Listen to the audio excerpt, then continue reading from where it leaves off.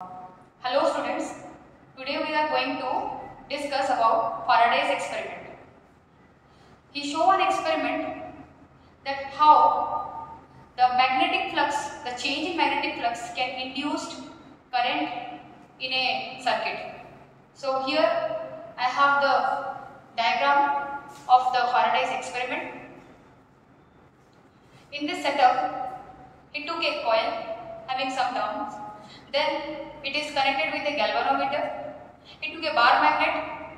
It is the north pole and south pole of the bar magnet, and I have shown some lines of force of the magnet. Then in the first diagram, the magnet is moving towards the coil, and you can see that when the magnet is moving towards the coil, due to the change in magnetic flux, the galvanometer is showing some deflection.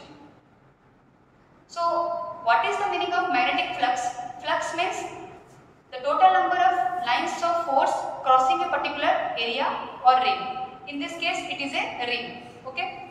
So, in the second case, Faraday saw that when he took a bar magnet away from the coil, the galvanometer is showing some deflection. But in the third case, in the third diagram, you can see when there is no motion. When there is no motion of the bar magnet, then there is no deflection. That means there is no current, no induced current in the circuit.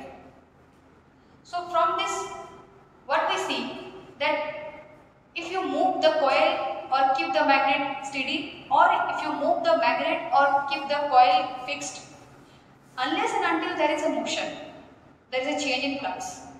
And when there is a change in flux in the circuit, the induced current is flowing.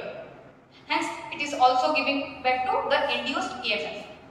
But when there is no motion of the coil or the magnet, then there is no deflection, means there is no current flowing in the circuit.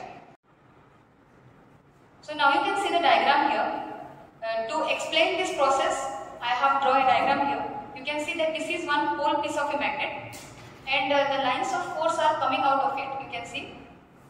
And I have taken three positions, 1, 2, 3 of a particular area, a ring type shape area.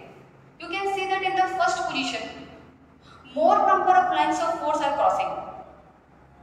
In the second position, it is little bit less. And in the third position, again it is reduced. That means when you take a magnet and move it back and forth, you can see that the flux is changing through the ring, because these magnetic lines of force are curved lines. So when you take a magnet and move it towards the coil or away from the coil, then what happens? The number of lines of force which are crossing the coil will change. And that I am telling that the change in magnetic flux. But when there is no movement, there is no current in the circuit, there is no deflection is shown by the galvanometer. So that means by this experiment, Faraday conclude that as there is no current source in any of the circuit, only due to the change in flux, the magnetic, the induced current is flowing through the wire or the circuit. That's why he gave out the law that is called Faraday's law. He said that the induced EMF or the induced current will flow in the circuit as long as there is a change in magnetic flux. And how you can change the flux? Either you can keep the magnet fixed, move the coil, or you can keep the coil fixed, move the magnet. So by this process, when there is a change in flux in the circuit, then the induced EMF will be produced, and thereby producing the induced current.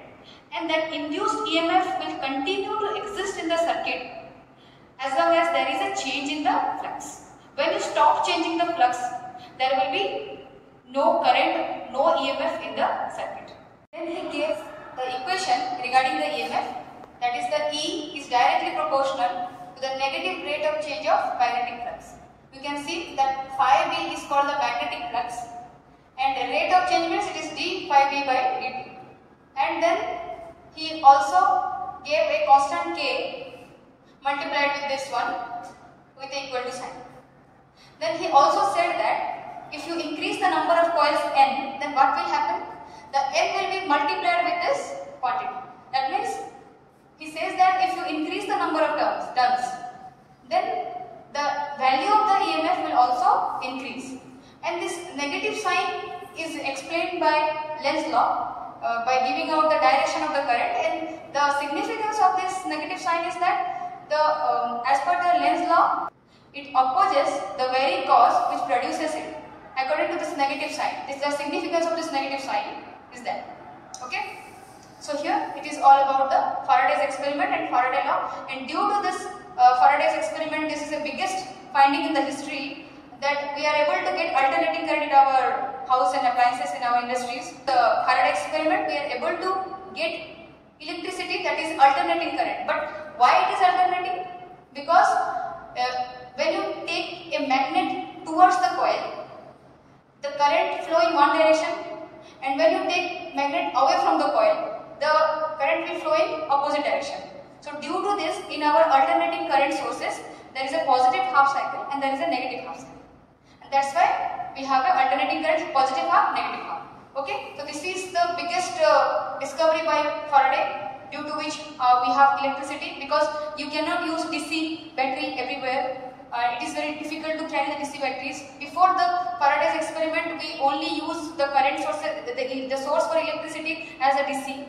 But after this, then development took place, and we get alternating current which can serve the purpose. Okay, thank you.